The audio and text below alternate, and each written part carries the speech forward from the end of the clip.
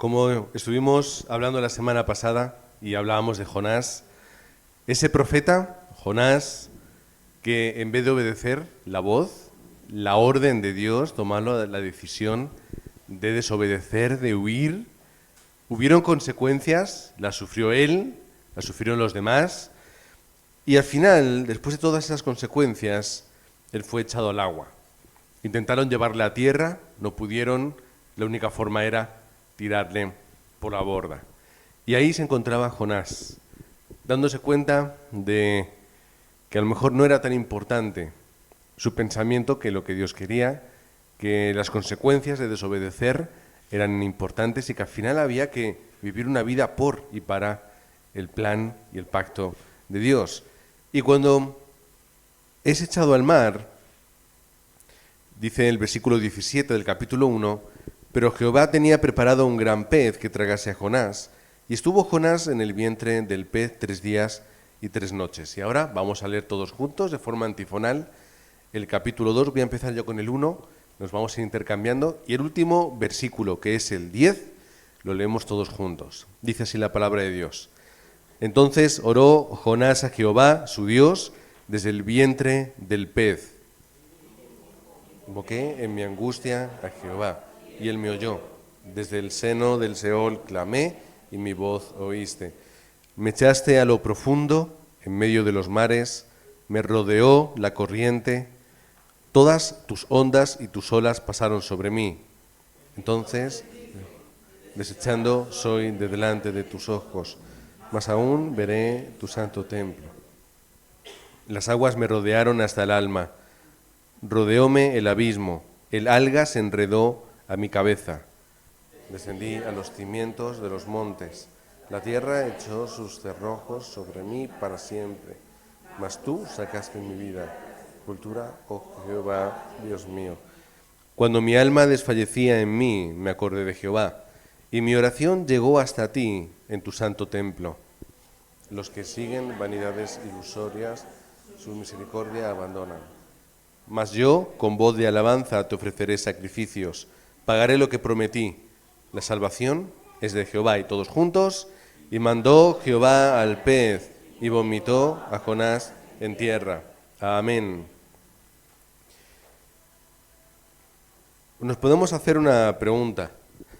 ¿De qué le sirvió a Jonás todo lo que había hecho?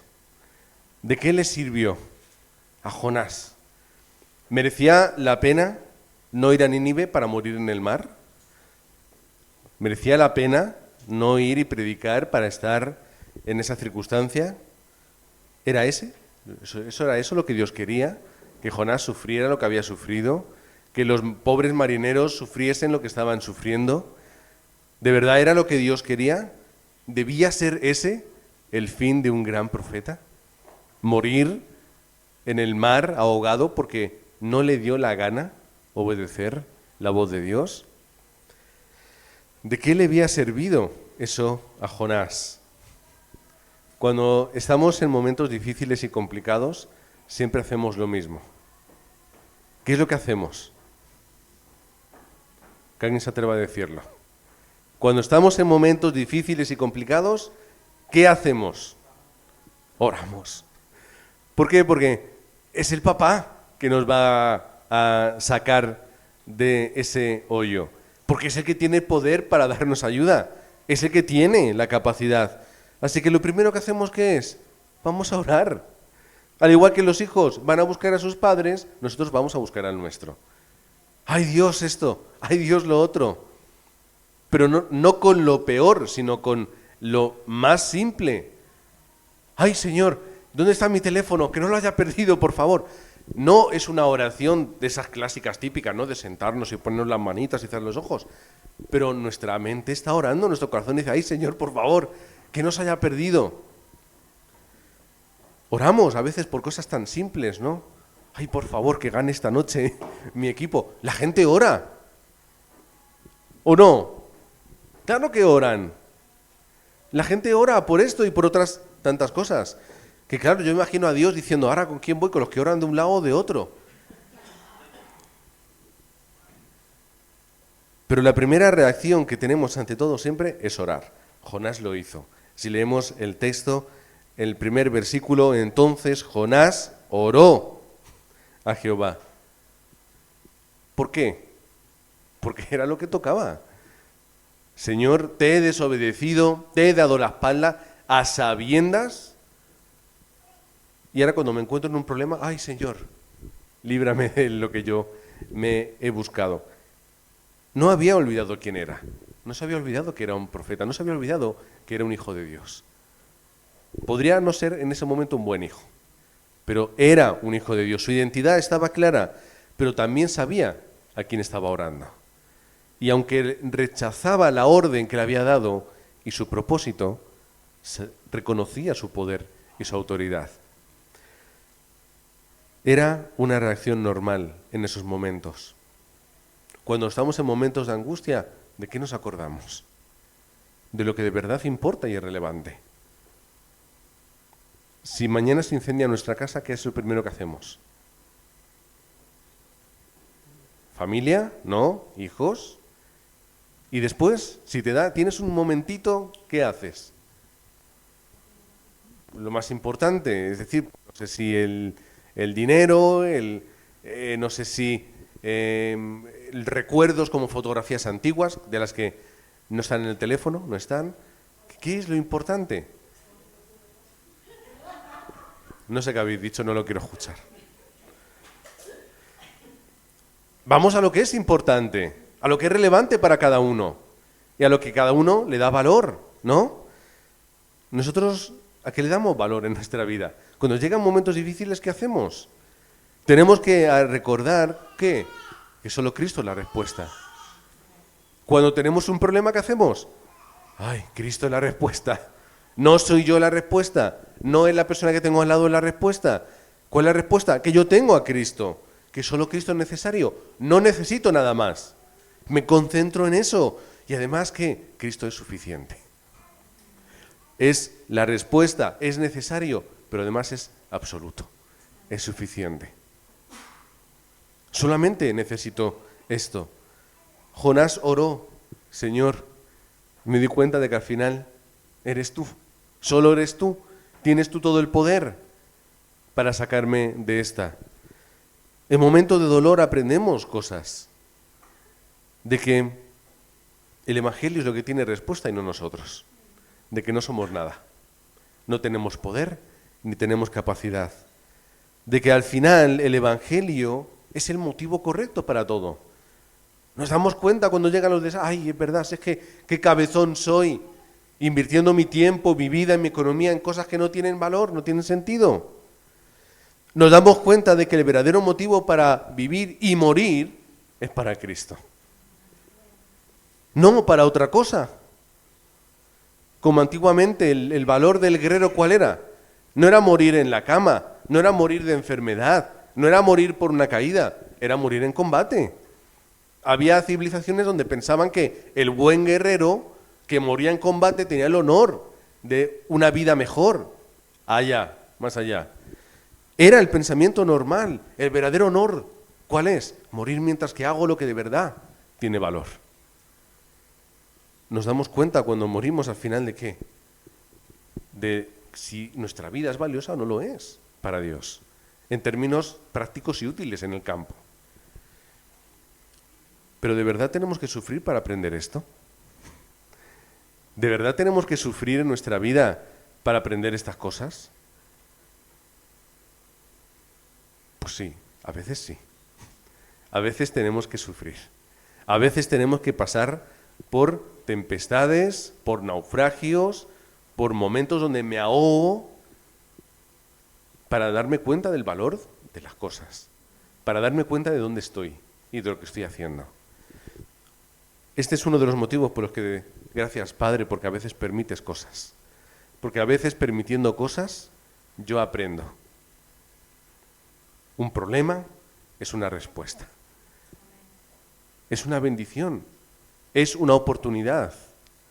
A lo mejor los marineros en ese momento o a partir de esa circunstancia empezaron a creer solamente a Dios y su vida cambió y empezaron a dirigirse hacia el pacto.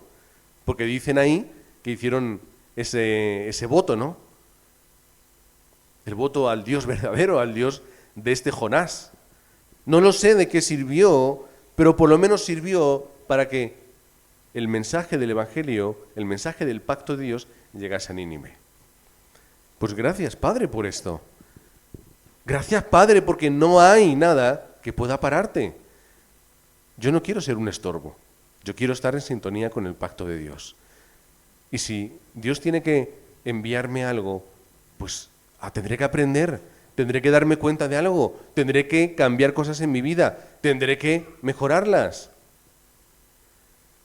No recuerdo cuando, creo que lo hablamos aquí, fue un miércoles, no recuerdo, hablando de circunstancias complicadas que teníamos en Corea, que nos hicieron ensanchar, y cuando vinimos aquí a España, ir con los niños a cualquier sitio era fácil, porque cuando teníamos que levantarnos a las 5 de la mañana, ir al autobús, cargar con todas las cosas, con el niño pequeño, con el carro, sube, haz, y un largo etcétera, luego veníamos aquí, todo era fácil, todo era sencillo. Gracias, Padre, por esas circunstancias que hacen que yo me ensanche, aprenda, restaure y mejore. Jonás tuvo que pasar por esto. Para él fue necesario ese desastre. Para él fue importante, fue una respuesta en su vida. Aprendió muchas cosas y seguro que tiempo después dijo, gracias, Padre, por lo que ha ocurrido. No va a volver a ocurrir. He aprendido la lección y entiendo el valor de la predicación del pacto.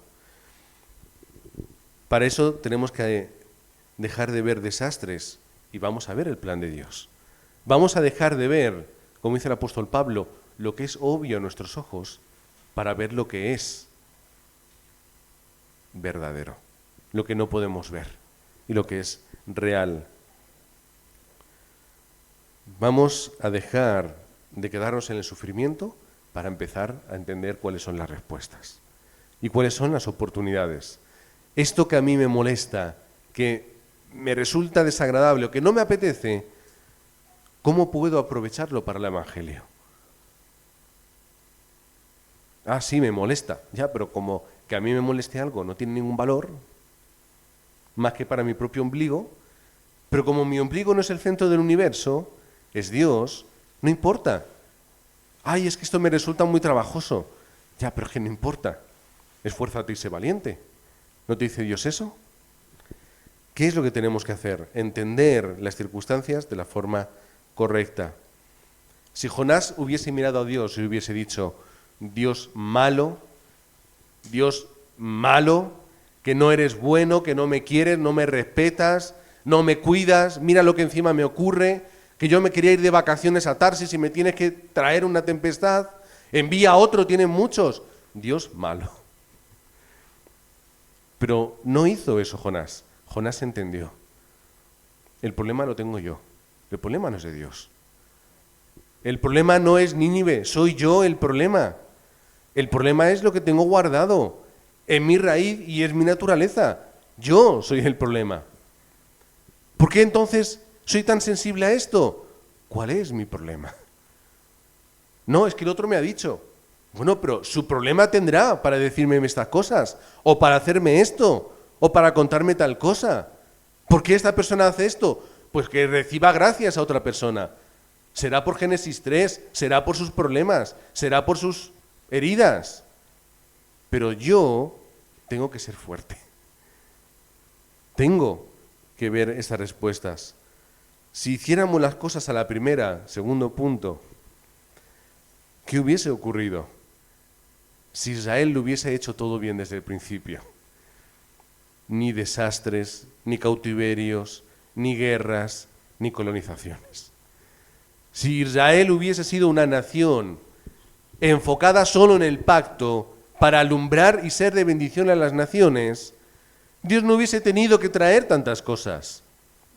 ¿Os acordáis cuando leímos en el libro de Nehemías la vuelta del pueblo y cuando encontraron el libro de la ley, lo entendieron, lo leyeron y lo explicaron al pueblo? ¿Qué es lo que sucedió? ¿Os acordáis? Gracias Dios por ese momento, pero sin el cautiverio de 70 años eso no era posible. Los remanentes están ahora mismo, en este momento, hablando sobre los 40 años en el desierto. ¿Por qué 40 años en el desierto? porque no estaban preparados. Menos mal que pasaron 40 años y los remanentes se levantaron para liderar, porque con los mayores no se podía hacer nada. Si hubiesen ido a Jericó esos, temblando las piernas, con miedo, agachados, escondiéndose, no hubiese sido posible. Gracias, Padre, por esos 40 años, donde se creó el carácter y la espiritualidad del pueblo de Dios, porque antes no lo había. ¿Cuáles son mis 40 años? Si hubiésemos, o si Israel hubiesen hecho bien las cosas, no hubiesen sufrido muchas de las que sucedieron. Y cuando lleguen, entendamos por qué y para qué. Y esto es lo que sí entendió la Iglesia. La Iglesia sí entendió. ¿Qué es lo que entendió? Persecución, no, misiones. Cambian el chip. Mismo problema, lo veo como un desastre o lo veo como una oportunidad. Felipe lo entendió, por ejemplo. Pedro y Cornelio. ¿Qué es? ¿Abominación para un judío estar en casa de un romano? No, una puerta para la evangelización del mundo. Misma circunstancia, dos formas de ver las cosas. Pablo en Éfeso, qué desastre, después de aquí 2-3 meses predicando, me echan de la sinagoga. ¿Qué es lo que entendió Pablo? La oportunidad. Dios me lleva a otro lugar. ¿Qué? Tirano, ¿abrimos tu escuela para levantar a los discípulos que se han levantado? ¿Sí? Venga, la oportunidad para continuar en el campo. Aquila y Priscila, es que nos han echado de Roma. Teníamos nuestro negocio, nos iba bien. En Roma, la capital del imperio, mucho dinero, empresarios. Y nos echan de Roma. ¿Para qué? Para que te puedas encontrar en Corinto con Pablo, para que puedas hacer unión, os levantéis como obreros, podáis estar en Éfeso haciendo labor pastoral, volviendo a Roma para levantar la iglesia y luego estar apoyando a Timoteo más tarde. Es ver las circunstancias por el lado correcto. Pablo, capítulo 21 de Hechos, es que si voy a Jerusalén me van a apresar, es que me lo han chivado. Me lo ha dicho el profeta que ha tenido una visión. Es el plan de Dios. Voy para allá. Que te van a apresar, Pablo. Que es el plan de Dios. Pero ese encarcelamiento sirvió ¿para qué? Fue la vía para que él pudiese llegar a Roma y estar de cara a cara ante el mismo César. Gracias, Padre, por lo que puede ocurrir en mi vida. Jonás iba a estar en Nínive. Podía haber ido sin tempestad, podía haber ido sin caer al agua, sin casi ahogarse, podía haber estado sin problemas, pero tuvo que estar a través del sufrimiento. En otras palabras, Jonás, ¿estás por las buenas o por las malas? O aprendes o repites curso. Y si Jonás hubiese seguido con lo mismo 3 meses después, cuando Dios le diría, tienes que ir a Tiro y Sidón a predicar, que yo no voy para allá. ¿Aprendemos por las buenas o repetimos curso? En el tercer punto nos encontramos con el Salmo de Jonás. Ese salmo, esa poesía hacia Dios. ¿Cuántas cosas nos encontramos aquí? Jonás se veía absolutamente tragado por el mar. Versículo 2, cayó al Seol, la ciudad de los muertos. Era como estar muerto. Él tenía la seguridad. Si en medio de una tempestad caigo al agua, muero. Es imposible que sobreviva. No hay forma posible. Se veía en ese momento muerto. Y luego recordamos el Salmo 138, versículo 8. Dice, si subiere a los cielos, allí estás tú. Y si en el Seol hiciere mi estrado, he ahí tú estarás. Sabía que aún en ese momento de muerte, Dios estaba con él. Dios le estaba viendo y le estaba escuchando. Y sigue narrando Jonás, versículos del 3 al 5. Estaba hablando de qué? Estaba en medio de lo profundo, rodeado de las corrientes, en medio de olas y ondas sobre él. Todo le engullía, todo le atrapaba. las circunstancias, los problemas, las crisis, las personas, lo que te rodea, todo encima tuya y a tu alrededor. Y Jonás se está dando cuenta, todo lo que tengo en medio. Todos estamos así. Dice que tenía el agua, o las aguas estaban hasta el alma. Puede traducirse alma por vida, pero de una forma muy original, la palabra puede significar garganta. Que de una forma es un juego de palabras, porque ¿dónde tenía él el agua? Hasta la garganta. Intentando nadar, intentando salir a flote con el agua hasta el alma, hasta la garganta. No sabía dónde estaba, no sabía hacia dónde iba. Iba movido para un lado, para otro, arriba, abajo, se zambullía, salía. Este es Jonás. Las circunstancias vienen, los problemas vienen. A veces no sabes ni dónde tienes que ir, ni lo que tienes que hacer, ni cómo. Jonás estaba en la misma situación que nosotros. Como dice al final, pareciendo que no había final, dice, bueno, todo está preparado para que yo pueda ver ese santo templo, ese lugar que está más allá esperando para mí, porque yo voy a morir. Ahí está el Señor. Versículo 6. Cuando todo está perdido, hay una esperanza. Dice Jonás, descendí a los cimientos de los montes, la tierra echó sus cerrojos sobre mí para siempre, mas tú sacaste mi vida de la sepultura, oh Jehová, Dios mío. Hay una esperanza. En medio de los desastres que me rodean, hay una esperanza. Dios, tú ves y me oyes. Y encontramos que hay respuesta en la oración. En el versículo 7, oró en el momento más desesperado. Sabía que no había nada que hacer. Solamente Dios es la respuesta. Solamente ahí está todo. Dice, mi oración llegó hasta ti. Y mi oración llegó hasta ti en tu santo templo. Dios está escuchando. Dios oye el clamor, Dios oye la oración, Dios oye la angustia de su Hijo. Da igual los problemas, da igual el contexto. Dios oye, todo estaba preparado. Versículos 8 y 9, Jonás sabía dónde estaba la respuesta. Dice el versículo 8, en la Nueva Versión Internacional, dice, los que siguen a ídolos vanos abandonan el amor de Dios. Pero él no había ido a otros ídolos. Podía haber sido rebelde, podía haber sido cabezón, tozudo, terco, pero no había abandonado el amor de Dios. Los que se aferran a la idolatría, como podían ser los ninivitas, son los que están fuera del amor de Dios. ¿Por qué tú quieres salvarles a ellos y no me quieres salvar a mí? ¿Por qué a la gente le va bien y por qué a mí me va mal? ¿Por qué ellos sí y yo no? ¿Por qué parece que los desastres son todos para mí? No es justo. Encontramos ese paralelismo cuando está hablando y ese pacto que él hace, mas yo con voz de alabanza, versículo 9, te ofreceré sacrificios. Pagaré lo que prometí, porque la salvación es de Jehová. Padre, sácame de esta.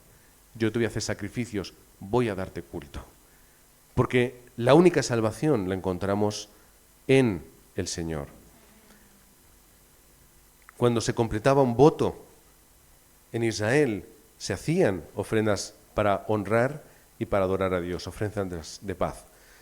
No voy a leer los paralelos, Números 6:21, Segunda de Samuel 15:7-8, Proverbios 7:14. Luego los tomáis en el YouTube si queréis leerlos, o queréis investigar. Pero era algo normal. Dios, ya no puedo más, tú puedes salvarme, si lo haces, yo voy a cumplir con lo que te he prometido.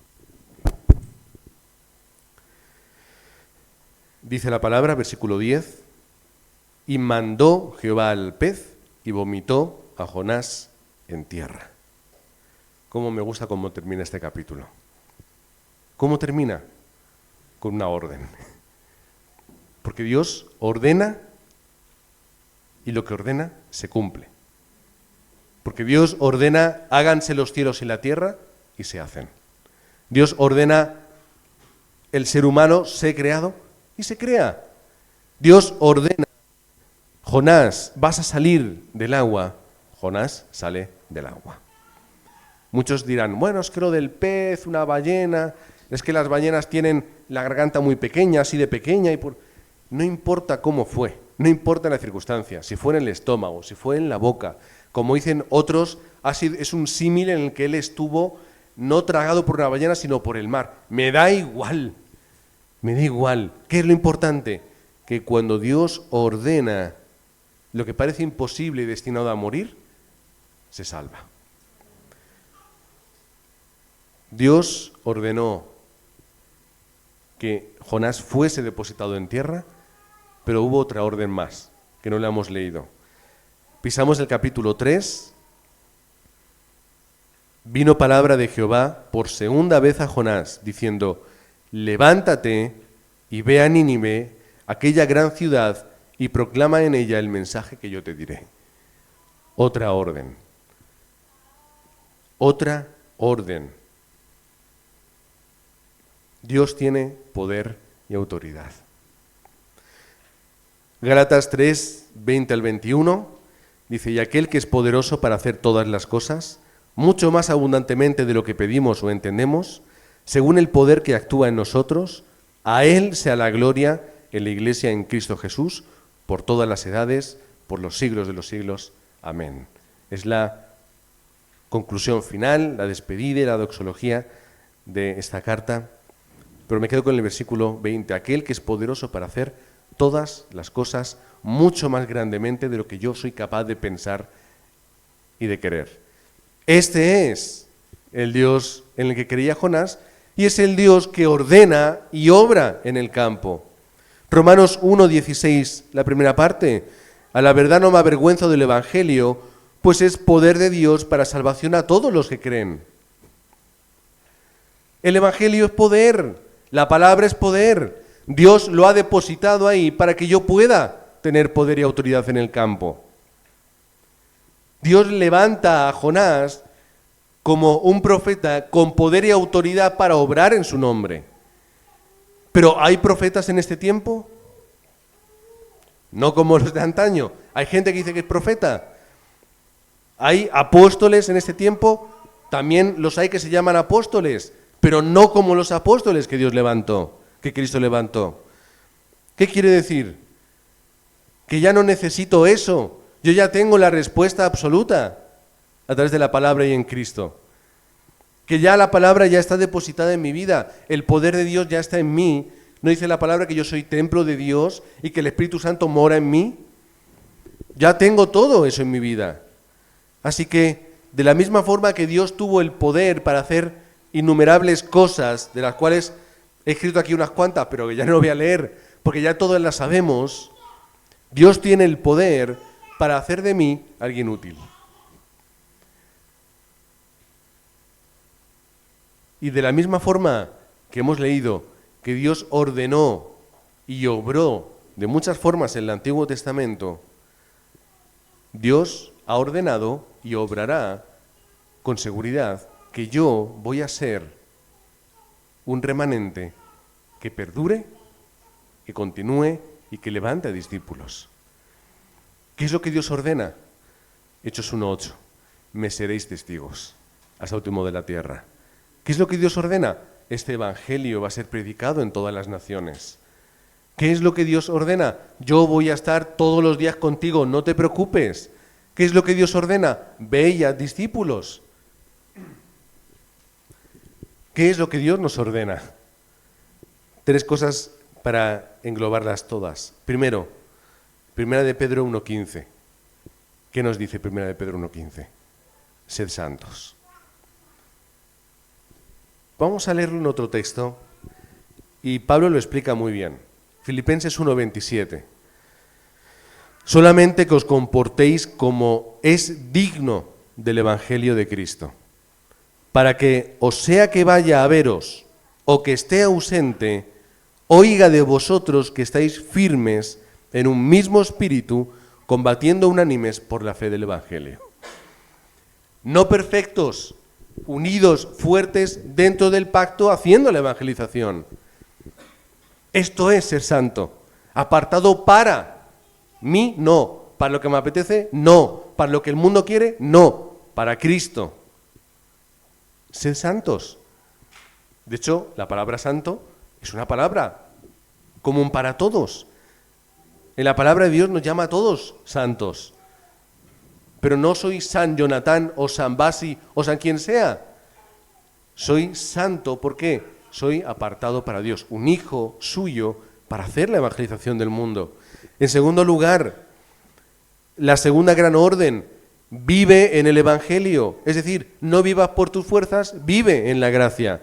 Santiago 1:22, no se contenten solo con oír la palabra, pues así se engañan ustedes mismos. Llévenla a la práctica. Porque todos leemos, todos escuchamos, pero vívela, experimenta la palabra de Dios en tu vida. En tercer lugar, vive para el Evangelio, no para mi deleite o satisfacción, sino para Cristo. Y volvemos a Filipenses 1:21, porque para mí el vivir es Cristo y el morir es ganancia. Para terminar este mensaje, a Dios no le importa repetirte las cosas. Si Dios le repitió lo mismo a Jonás, pues nos repetirá lo mismo a nosotros, una y otra vez. Filipenses 3:1, Pablo le dice a la iglesia que no le molesta repetir las mismas cosas, porque es importante y es seguro para ellos. Repetir el Evangelio, volver a la esencia. Para nosotros es bueno, necesario e importante repetir siempre el Evangelio, la asignatura del Evangelio, volver siempre a la fuente, establecer los fundamentos y colocar la raíz. ¿Por qué es importante hacer eso? Porque se nos olvida. Lo perdemos de vista, nos desconcentramos y tenemos que volver a fortalecer nuestra vida. Tenemos la palabra donde de forma repetida vemos cuál es el plan y el propósito de Dios. Tenemos su palabra. ¿Necesitáis que Dios os repita las cosas? Pues leed la Biblia varias veces, repetir los mismos textos, volver a hacer los mismos estudios que hacemos siempre. Ahí tendréis ese contenido que Dios repite porque es importante y necesario para nosotros. ¿Tenemos que escuchar la voz de Dios? Pues preparaos para escuchar la voz de Dios. ¿Queréis desafiar que Dios os hable, que Dios obre en vuestra vida? Dios lo hará. Como la historia que me contó mi profesor, Adoniram, que él de jovencito iba bien al seminario, tenía para pagar sus estudios, sus compañeros sufrían, tenían dificultades, luchaban, pero siempre encontraban esa obra de Dios maravillosa, ese testimonio, ese fórum para contar. Ay, ¿por qué a mí no me ocurren estas cosas, Dios? ¿Por qué no obras conmigo? ¿Por qué no haces? Yo también quiero ver así tu obra. Llegó un problema económico a su familia, dificultades enormes, pero en medio de ellas dijo, ahora sí estoy viendo tu gloria. Así que, gracias Dios por los problemas, porque veo, experimento y entiendo que tú estás conmigo. Lo tenemos que repetir para no olvidarnos. Tenemos que repetir el mensaje y el Evangelio de Cristo para no olvidarnos. Enraizar en las mismas palabras, porque para nosotros, como dice el apóstol Pablo, es seguro. Así que os bendigo en el nombre de Cristo, para que seáis Jonás, para que en medio de los desastres, en medio de las ondas, de las olas, con el agua hasta el alma o hasta el cuello, podáis entender y ver dónde está la respuesta. Y cuando estéis ahí, podéis daros cuenta de que al final lo más importante es dar culto y entregar nuestra devoción a Dios. Y cuando tengáis la mínima fuerza para poder levantaros y poner un pie en tierra, hagáis lo que tenéis que hacer, que es ir a Nínive. Hagáis lo que tenéis que hacer, que es lo que dice la palabra que tenemos que hacer. Vivir una vida dentro del pacto, dentro del Evangelio, pero no una vida de los que leen la palabra o escuchan, sino de los que la ponen en práctica, reestructurando nuestra vida, cambiando nuestros hábitos, horarios, quitando lo que no es necesario, lo que no es útil, lo que me entorpece. La televisión, el teléfono, internet, lo que haga falta, lo quitamos para que yo pueda vivir una vida real y práctica dentro del Evangelio. Y cuando Dios me diga algo, lo hago. Cuando haya que hacer algo por el Evangelio, lo hago. Cuando haya que ir, haya que entregar, haya que hacer o ayudar, lo haré. Porque si Dios me tiene que repetir las cosas 2 veces, a veces lo hará por las buenas y otras veces lo hará de una forma contundente para que lo aprenda. Y aunque viva en ese tipo de circunstancias, que no podamos olvidar nunca la realidad. Ya tenemos toda respuesta en Cristo. Porque aquí, el que salva, ¿quién es? Solamente es el Señor. El único que puede sacarme del agua es Él. Amén. Padre, te queremos dar toda gloria y toda honra en este tiempo, porque en Jonás nos vemos representados, primero en su rebeldía, en su cabezonería, pero también nos vemos reflejados en ese Jonás que clama y que encuentra respuesta. Gracias, Padre, porque tú nos oyes, gracias, Padre, porque tú nos rescatas, pero nos vuelves a recordar una y otra vez en qué consiste nuestra vida. No en ser rescatados, sino en ir hacia Nínive y predicar, en dar nuestra vida por el Evangelio, en predicar, en estudiar la palabra, en orar 24 horas, en poder encontrar discípulos en el campo, en poder darte culto en espíritu y en verdad. Y gracias, Padre, porque tenemos esa Nínive delante. Tenemos un propósito de vida de aquí hasta que tú nos reclames en tu presencia y hasta que estemos en ella, queremos vivir por y para ti. Y así podremos decir, hemos vivido y hemos muerto y hemos obtenido esa ganancia, la de morir siendo útil en tus manos. Oramos en el nombre de Jesucristo. Amén.